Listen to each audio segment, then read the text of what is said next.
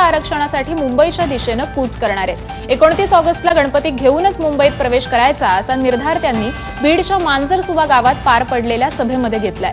दरम्यान या आंदोलनाच्या पार्श्वभूमीवर आज दुपारी 12 वाजता मनोज जरांगेंची पत्रकार परिषद होणार आहे। या पत्रकार परिषदेमध्ये मनोज जरांगे काय बोलणार याकडे सगळ्यांचंच लक्ष लागलंय। दरम्यान कालच्या संपूर्ण सभेत मनोज जरांगेंचा रोख मुख्यमंत्री देवेंद्र फडणवीसांवर होता।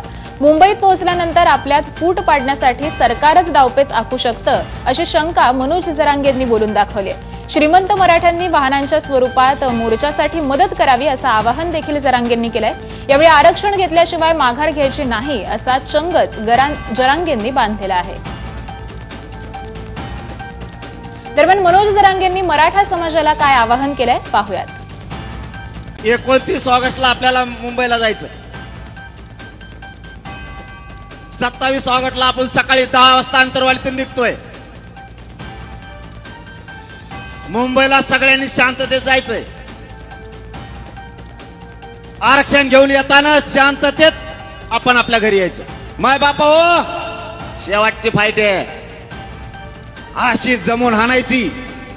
मराठ्यांच्या डोक्यावर आरक्षण घेऊन विजयाचा गुलाल लाट टाकायचा। सगळ्यांना सांगा मुंबईला चल। आपल्या शेजारी जरी कोणी जाळपोळ केली, दगडफेक केली, एकाने सुद्धा पळायचं नाही। त्याला उचलायचं आणि पोलिसाच्या गाडीत फेकायचं। जाळपोळ दगडफेक करणारी ती आपल्या संघ आलेली पैदास नाही हे लक्षात ठेवा। सरकारने षडयंत्र करून ते लोक आपल्यात घातलेत। मंत्री संजय शिरसाट यांच्या विरोधात आणखी पुरावे देण्यासाठी आमदार रोहित पवारांची आज पत्रकार परिषद आहे। शिरसाटांनी 5000 कोटी रुपयांचा भ्रष्टाचार केल्याचा आरोप रोहित पवारांनी केला होता। याबाबत आणखी पुरावे पत्रकार परिषदेमधून जाहीर करणार असल्याचं रोहित पवारांनी एक्सपोस्ट करत सांगितलंय। नवी मुंबई महापालिका निवडणुकांसाठी उशिरा जाहीर झालेली प्रभाग रचना एकनाथ शिंदे आणि गणेश नाईकांमधील संघर्षाचं नवं कारण ठरण्याची शक्यता आहे। नाईकांचे समर्थन या आखणीमध्ये ठाण्याचा प्रभाव असल्याचा तक्रार करत असल्याचं कळतंय। महापालिका आयुक्तांनी शुक्रवारी रात्री 111 सदस्य संख्या असलेल्या प्रभाग रचनेचा प्रारूप आराखडा हरकती आणि सूचना मागवण्यासाठी जाहीर केला। मात्र प्रभाग रचना नियमाला धरून नसल्याच्या तक्रारी नाईक समर्थक करतायत।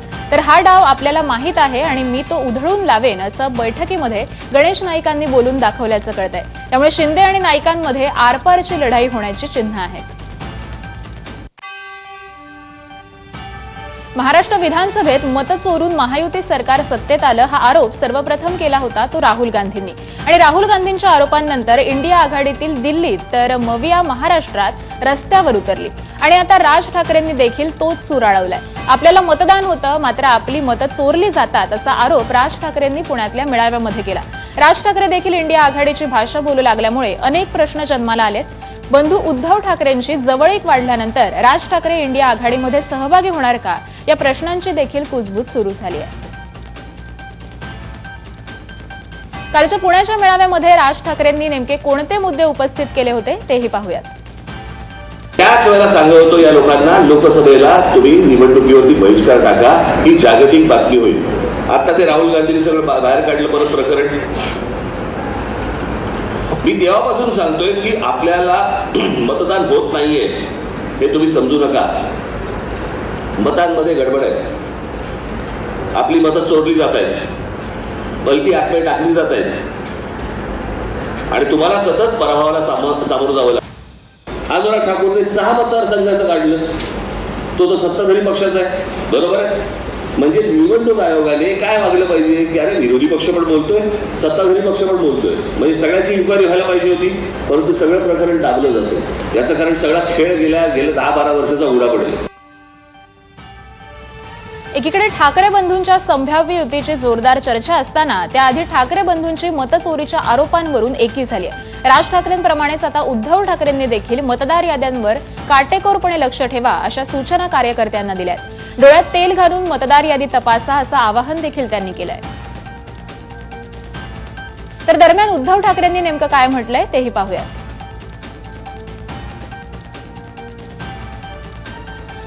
आपल्या वॉर्डात आपल्या मतदार यादीत मतचोरी होते का, मतचोर घुसलेत का, प्रत्येक गटप्रमुखांनी आणि प्रत्येक कार्यकर्त्यांनी घरोघरी जाऊन एका माणसाला एकच मत आहे की नाही बघा, कारण नाहीतर निवडणुकीच्या दिवशी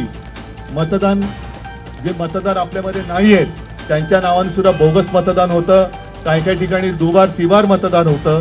तर आता डोळ्यामध्ये तेल घालून घरोघरी मतदार यादी चेक करा. तर मतचोरीचा आरोप करणाऱ्या विरोधकांना मुख्यमंत्र्यांनी चांगलंच लक्ष केलंय. जोपर्यंत आपण का हारतो आहोत, जनतेने आपल्याला का नाकारलाय हे विसरून किंवा याचा अभ्यास न करता छाती बडवण्याचं काम करतील तोपर्यंत हे कधीच निवडून येणार नाही. शाखा भेटीच्या कार्यक्रमात उद्धव ठाकरेंनी नाव न घेता एकनाथ शिंदेंना लक्ष केलं. अनेक काळी मांजरं आडवी असल्याची टीका उद्धव ठाकरेंनी केली आहे. तसंच शाखांना भेटी देणार असल्याचं उद्धव ठाकरेंनी सांगितलंय. यावरून एकनाथ शिंदेंनी पलटवार केलाय. बाळासाहेबांचे विचार घेऊन ज्या शाखा चालवतात आपल्यासोबत असल्याचं एकनाथ शिंदे यांनी सांगितलंय. विघ्नहर्त्याचं आगमन होतंय. मी त्या पार्श्वभूमीवरती गणरायाच्या चरणी प्रार्थना करतो की तुझ्या कार्याचा, हिंदुत्वाचा पवित्र भगवा घेऊन आम्ही पुढे निघालेलो आहोत. आणि वाटेमध्ये काळी मांजरं अनेक येत आहेत स्वतःला वाघ बनवणारे. त्या मांजरांचा, काळ्या मांजरांचा, अपशकुनी मांजरांचा बंदोबस्त तूच कर, नाहीतर तुझे शिवसैनिक आम्ही सगळेजण आहोतच त्यांचा बंदोबस्त करायला.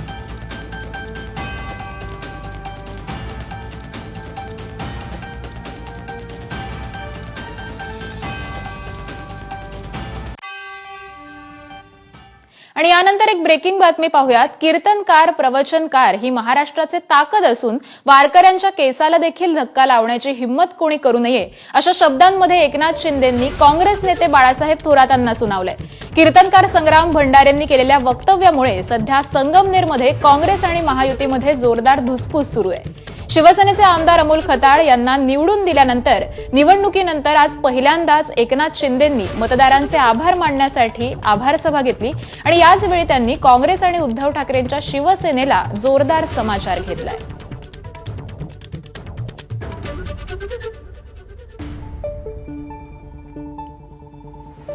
वारकरी महाराष्ट्राची ताकद आहे आणि म्हणून या वारकऱ्याच्या केसालाही धक्का लावण्याची हिंमत कोणी करू नये. मी यापूर्वी देखील मुख्यमंत्री असतानाही बोललो, आजही बोलतो, या वारकऱ्यांच्या पाठीशी आम्ही खंबीरपणे उभे आहोत, कारण हा वारकरी एक महाराष्ट्राची परंपरा. गणरायाचं आगमन आता फक्त 2 दिवसांवर आलंय. कोकणात जाण्यासाठी मुंबईतल्या कोकणवासियांनी रस्ते आणि रेल्वे मार्गाने कोकणाची वाट धरली आहे. पण त्यांच्या समोर तुफान गर्दी आणि वाहतूक कोंडीचं विघ्न निर्माण झालंय. कधी एकदा कोकणात जाऊन बाप्पाचं स्वागत करतो असं कोकणवासियांना झालंय, पण त्यांचा मार्ग हा बिकट बनलाय. मुंबई गोवा महामार्गावरील वाहतूक नियंत्रित करण्यासाठी मोठ्या संख्येनं पोलीस तैनात आहेत. दरम्यान आज रायगड जिल्ह्याच्या पोलीस अधीक्षक आचल दलाल या महामार्गावरून दौरा करणार आहेत. शिवाय लोणेरे माणगावमधील उड्डाणपुलांची कामं रखडल्यामुळे वारंवार त्या परिसरामध्ये वाहतूक कोंडी होते. तिथं पुन्हा एकदा पेव्हर ब्लॉक बसवून तात्पुरत्या स्वरूपामध्ये मलमपट्टी सुरू आहे. मागील 2 दिवस मुंबई गोवा महामार्गावर प्रचंड वाहतूक कोंडी होती. मात्र कालपासून ही वाहतूक कोंडी रायगड जिल्हा पोलिसांना नियंत्रित मिळवण्यात यश आलंय. त्यामुळे सकाळपासूनच मुंबई गोवा महामार्गावरील वाहतूक ही सुरळीत सुरू असल्याचं पाहायला मिळतंय. वाहतूक कोंडी सोडवण्यासाठी पोलीस प्रशासन काटेकोरपणे काम करत आहे. त्यामुळे इंदापूर, माणगाव, लोणेरे या परिसरामध्ये जागोजागी पोलीस हे तैनात आहेत. आणि याचाच आढावा घेतलाय आमचे प्रतिनिधी गणेश महाप्रळकर यांनी. पाहूयात. गणेशोत्सव अवघ्या काही तासांवरच येऊन ठेपलाय आणि याच गणेशोत्सवासाठी मुंबईतून लाखोंच्या संख्येनं गणेश भक्त आहे तो गेल्या 2 दिवसांपासून कोकणाच्या दिशेने निघालेला आहे. आपण बघितलात तर मागचे 2 दिवस आहेत त्या माणगाव शहरामध्ये मोठी वाहनांची आहे ती रांग लागलेली पाहायला मिळाली होती. मात्र कालपासून या ठिकाणी पोलीस आहेत ते चोख आपली भूमिका आहे ती बजावत असल्यामुळं सध्या वाहतूक कोंडीवर नियंत्रण मिळवण्यात पोलिसांना यश मिळालेलं आहे. माणगाव शहर असेल, इंदापूर शहर असेल, या शहरांमध्ये जागोजागी पोलीस आहेत ते तैनात आहेत. त्यामुळे वाहतूक कोंडीचा प्रश्न आहे तो पोलिसांनी कालपासून योग्य नियोजन पद्धतीनं सोडवण्यात यश मिळवलेलं आहे. आणि त्यामुळे आपण बघितलं तर आज सकाळपासूनच मुंबई गोवा महामार्गावर जे गेली 2 दिवस वाहनांच्या रांगा होत्या त्या आज जर आपण बघितलं तर योग्य सुरळीत आहे ती वाहतूक आहे ती व्यवस्थित योग्यरित्या सुरू असल्याचं पाहायला मिळतंय. गणेश महाप्रळकर, एबीपी माझा, रायगड. तरी आम्ही इथे माणगाव एसटी डेपोमध्ये जे नेहमी अडचण होते एसटी येण्यासाठी किंवा एसटी बाहेर जाण्यासाठी, तर याच्यासाठी पण एसटीचे थांबे बाहेर केलेले आहेत, जेणेकरून एसटी इथे येणार नाही आणि जेणेकरून ट्रॅफिक व्हायला वेळ होणार नाही. तसेच डिझेल भराची व्यवस्था पण आपण इथून बदलून आपण महाड तसेच पाठीमागे शिरडोन या ठिकाणी करण्यात आले, त्यामुळे इथे वाहतुकीची कोंडीचं फार प्रमाण कमी झालेलं आहे. गौरी गणपतीच्या आगमनासाठी कोकणात मुंबईकर दाखल होण्यास सुरुवात झाली आहे. ट्रेन्स, एसटी, खासगी बसेस, खासगी वाहनांनी सध्या मुंबईकर कोकणात दाखल होत आहेत. बाप्पाच्या आगमनासाठी केवळ 2च दिवस शिल्लक आहेत, त्यामुळे कोकणात येणाऱ्या मुंबईकरांची संख्या ही वाढलेली आहे. पण वाहतुकीची सोय उपलब्ध नसल्यामुळे अनेक पर्याय पाहता यंदा ट्रेन्सना अद्याप तरी गर्दी दिसून येत नाहीये. कोकण रेल्वे मार्गावर धावणाऱ्या जादा गाड्या, अतिरिक्त एसटी बस आणि खासगी बसेस यांचे पर्याय हे जास्त उपलब्ध असल्यामुळे गर्दी ही विभागली गेली असावी असा अंदाज आता व्यक्त केला जातोय.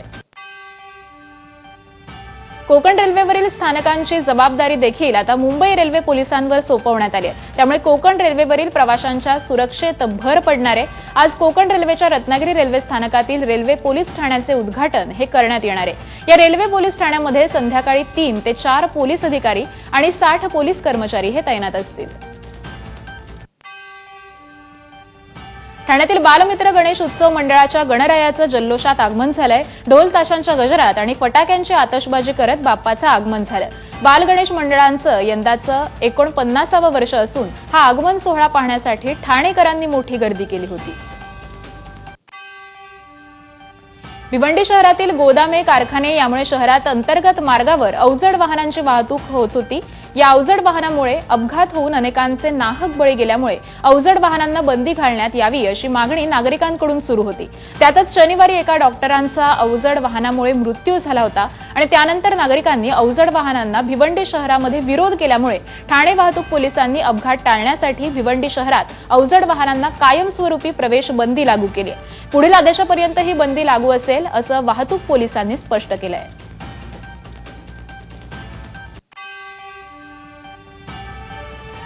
अमरावती शहरातील राजकमल चौक, जयस्तंभ चौक ते रेल्वे स्टेशन असा जोडणारा उड्डाण पूल आजपासून बंद राहणार आहे.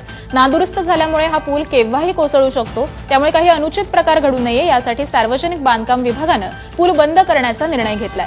सर्व प्रकारच्या वाहनांना तसंच पादचाऱ्यांना पुलावरून वाहतूक बंदी घालण्यात आली आहे आणि याचाच आढावा घेतलाय आमच्या प्रतिनिधींनी. जाणून घेऊयात. अमरावती शहरातील राजकमल चौक ते बस डेपो आणि रेल्वे स्टेशनकडे जाणारा आणि तोच उड्डाणपूल दुसरीकडे जयस्तंभ चौकाकडे जाणारा हा जो महत्त्वाचा उड्डाणपूल आहे तो आजपासून संपूर्णपणे बंद करण्यात येणार आहे. सगळ्या पूर्ण पोलिसांचा बंदोबस्त या ठिकाणी आपल्याला पाहायला मिळते. अमरावती शहरातील जे राजकमल चौक, जयस्तंभ चौक ते बस डेपो, रेल्वे स्टेशन असा जोडणारा हा उड्डाणपूल आहे. हा उड्डाणपूल पूर्णतः नादुरुस्त झाल्याने सर्व प्रकारच्या वाहनांना तसेच पादचाऱ्यांसाठी आजपासून हा संपूर्ण बंद होणार आहे. परंतु लवकरात लवकर हा उड्डाणपुलाचं बांधकाम व्हावं अशी मागणी आता अमरावतीकरांची आहे. कॅमेरामॅन अमोल देशमुखचा प्रणय निर्बाण, एबीपी माझा, अमरावती. आणि आताची एक मोठी बातमी पाहूया. ठाकरेंच्या शिवसेनेचं मुखपत्र सामनामधून राज्याचे मुख्यमंत्री देवेंद्र फडणवीसांना पुन्हा एकदा लक्ष्य केलंय. बोगस लाभार्थी बनवून त्या बदल्यामध्ये मतांची वसुली करणं म्हणजे महिला सक्षमीकरण नाही अशी टीका करण्यात आली आहे. फडणवीस वोट चोर असं शीर्षक या अग्रलेखाला देण्यात आलंय. तर या अग्रलेखामध्ये नेमकं काय म्हटलंय ते आपण ग्राफिक्सच्या माध्यमातून जाणून घेऊयात. महिला सक्षम झाल्या तर परिवार सक्षम होईल हे फडणवीसांचं म्हणणं खरं आहे. बोगस लाभार्थी बनवून त्या बदल्यात मतांची वसुली करणं म्हणजे महिला सक्षमीकरण नाही. महिला अपात्र असतानाही 1,500 रुपयांच्या बदल्यात त्यांची मतं विकत घेऊन सरकार स्थापन करणं ही त्या महिलांची आणि राज्याची फसवणूक आहे.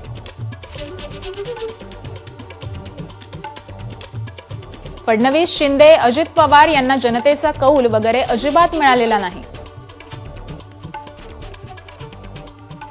सध्याचं सरकार हे मतचोरीतूनच निर्माण झालं. श्रीमान फडणवीस, तुमचं सरकार खरं नाही. पुढची बातमी पाहूयात. वनतळातील सर्व हत्ती परत करा अशी मागणी करणाऱ्या याचिकेवर आज सुनावणी होणार आहे. न्यायमूर्ती पंकज मित्तल आणि न्यायमूर्ती प्रसन्न वराळे यांच्या समोर ही सुनावणी होणार आहे.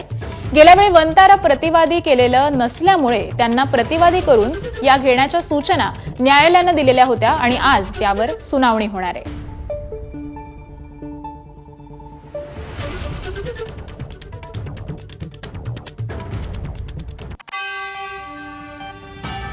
ठाण्यातील दिवा आणि मुंब्रा या शहरातील अनधिकृत बांधकामांना चाप बसावी यासाठी ठाणे महापालिकेनं विशेष पथक नेमलंय. अनधिकृत बांधकामं रोखण्यासाठी अधिकारी आणि कर्मचाऱ्यांच्या विशेष पथकाची निर्मिती करण्यात आली आहे. दिवा आणि मुंब्रा शहरातील अनधिकृत बांधकामांच्या अधिक तक्रारी असून शहानिशा तसंच देखरेख करण्यासाठी या विशेष पथकाची निर्मिती केल्याचं महापालिका आयुक्त सौरव राव यांनी स्पष्ट केलंय. अहिल्यानगर शहरात बनावट नोटांची विक्री करून त्या बदल्यामध्ये खऱ्या नोटा घेणाऱ्या तिघांना अटक करण्यात आली आहे. या कारवाईमध्ये तब्बल 1 कोटी रुपयांच्या बनावट नोटा जप्त करण्यात आल्या आहेत. स्थानिक गुन्हे शाखेला माहिती मिळाली होती की बनावट नोटा विक्री करून त्या बदल्यामध्ये खऱ्या नोटा घेणारी टोळी ही कानेटिकी चौक परिसरामध्ये व्यवहारासाठी येणार आहे. त्यानुसार पथकानं सापळा रचून ही कारवाई केली आहे. या कारवाईमध्ये इंद्रजित पवार, दीपक भंडारकर आणि शरद शिंदे या तिघांना अटक करण्यात आली आहे. नालासोपाऱ्यात एका अकॅडमीमध्ये शिक्षकाने 16 वर्षांच्या विद्यार्थिनीसोबत गैरवर्तन केलंय. याविषयी माहिती मिळताच पालकांनी शिक्षकाला चांगलाच चोप दिलाय. पीडितेच्या तक्रारीनंतर आरोपी शिक्षकाला अटक देखील करण्यात आली आहे. राष्ट्रवादी काँग्रेस शरदचंद्र पवार पक्षाचे आमदार रोहित पवार यांनी नागपुरातील मॅक्स रुग्णालयात जाऊन पक्षाचे तरुण नेते सलील देशमुख यांच्या प्रकृतीची विचारपूस केली आहे. सलील देशमुख माजी मंत्री अनिल देशमुख यांचे पुत्र असून गेले काही दिवस ते गंभीर आजारी आहेत. त्यामुळे त्यांना मॅक रुग्णालयामध्ये दाखल करण्यात आले. यावेळी आमदार रोहित पवारांसोबत माजी आमदार सुनील भुसारा हे देखील उपस्थित होते. वर्ध्याच्या हिंगणघाट इथं खासगी कंपनीमध्ये वाहन चालक म्हणून कार्यरत असणाऱ्या मनोज छत्रपाल वेदी याची हत्या झाल्याची धक्कादायक घटना उघडकीस आली आहे. घटनेतील 3 आरोपींना पोलिसांनी ताब्यात घेतलं असून व्याजानं दिलेल्या पैशांच्या वादातून आरोपींनी त्याची निर्घृणपणे हत्या केल्याची घटना घडली आहे. हिंगणघाट पोलिसांनी आरोपी रुपेश मंडलवार, बंटी जयराम तसंच अजमत पठाण यांना ताब्यात घेतलंय. लातूरच्या चाकूर तालुक्यातील तिरू नदीच्या कडेला झुडपामध्ये एका बॅगेमध्ये अज्ञात महिलेचा मृतदेह आढळून आला. या घटनेनं परिसरामध्ये मोठी खळबळ उडाली. मृतदेह हत्या करून बॅगेत टाकण्यात आल्याची शक्यता वर्तवण्यात येते. लांबपर्यंत दुर्गंधी पसरल्यामुळे ही धक्कादायक घटना समोर आली. घटनेची माहिती मिळताच परिसरामधील नागरिकांची मोठी गर्दी झाली होती. तसंच पोलीस देखील तात्काळ घटनास्थळी दाखल झाले. वाशिम शहरातील एका खासगी व्यक्तीच्या घरातील शौचालयाच्या सेफ्टी टँकमधील घाण उपसा करत नगरपालिकेच्या स्वच्छता विभागाच्या कंत्राटी कर्मचाऱ्यांनी अकोला हैदराबाद महामार्गालगत टाकली आहे. शौचालयांच्या सेफ्टी टँकमधील घाणीची शास्त्रीय पद्धतीनं विल्हेवाट लावण्याची जबाबदारी असताना कर्मचाऱ्यांनी बेजबाबदारपणे ही घाण उघड्यावर टाकली आहे. यामुळे नागरिकांचं आरोग्य हे धोक्यात आलंय. अशा बेजबाबदार कर्मचाऱ्यांवर प्रशासनानं कारवाई करणं गरजेचं असल्याचं नागरिकांनी म्हटलेलं आहे. सर्वत्र उत्साहाचं वातावरण असून गणेशोत्सव मंडळं देखील सज्ज झाली आहेत. या मंडळांना देखावे आणि अन्य विद्युत रोषणाईसाठी 48 तासात तात्पुरती वीज जोडणी मिळणार आहे. अदानी इलेक्ट्रिसिटीनं तात्पुरते मीटर 48 तासात देण्याची योजना आखली आहे. यासाठी गणेशोत्सव मंडळांनी अर्ज केल्यानंतर 48 तासांच्या आतच त्यांना तात्पुरती वीज जोडणी आणि मीटर हे दिले जाणार आहेत. गणेश मंडळांना यासाठी ऑनलाईन अर्ज करता येणार आहेत. ड्रीम 11नं टीम इंडियाच्या प्रायोजकत्वामधून माघार घेतली आहे. ड्रीम 11च्या अधिकाऱ्यांनी काल बीसीसीआयच्या कार्यालयामध्ये जाऊन आपला निर्णय कळवलाय. आशिया चषकाला 15च दिवस उरलेले असताना ड्रीम 11नं हा निर्णय घेतलाय. त्यामुळे केंद्र सरकारनं ऑनलाईन गेमिंग विरुद्धचा कायदा मंजूर केल्यानंतर ड्रीम 11चा बाजारच उठलाय. जुलै 2023 पासून ड्रीम 11 टीम इंडियाची प्रायोजकत्व आहे आणि 3 वर्षांसाठी त्यांनी 358 कोटी रुपये मोजले होते. ड्रीम 11ची सुरुवात ही 18 वर्षांपूर्वी झाली होती आणि त्यांची उलाढाल ही $800 कोटी म्हणजे जवळपास 10,000 कोटीपर्यंत गेली आहे. इस्रायलने यमनची राजधानी सना शहरावर भीषण हवाई हल्ला केला. या हल्ल्याच्या माध्यमातून हुती बंडखोरांना इस्रायलनं लक्ष्य केलंय. समोर आलेल्या माहितीनुसार राष्ट्रपती भवनाजवळील परिसरावर आणि इंधन साठा तसंच वीज प्रकल्पावर हवाई हल्ले केले आहेत. या हल्ल्यानंतर सना शहरामध्ये अनेक मोठे स्फोट झाले. इस्रायली सैन्यानं एक्सवर दिलेल्या एका निवेदनात हुथी दहशतवादी राजवटीनं इस्रायल राज्य आणि त्यांच्या नागरिकांवर वारंवार केलेल्या हल्ल्यांना प्रत्युत्तर म्हणून हे हल्ले केल्याचं म्हटलंय. आणि यासोबतच या बुलेटिनमध्ये वेळ झाली इथेच थांबण्याची. लगेच परत येतोय नवीन अपडेट्ससह. पाहत रहा एबीपी माझा. थोडक्यात प्रस्तुत करते जीपी पारसिक सहकारी बँक लिमिटेड सादर करत आहे नव्या युगाचं स्मार्ट बँकिंग.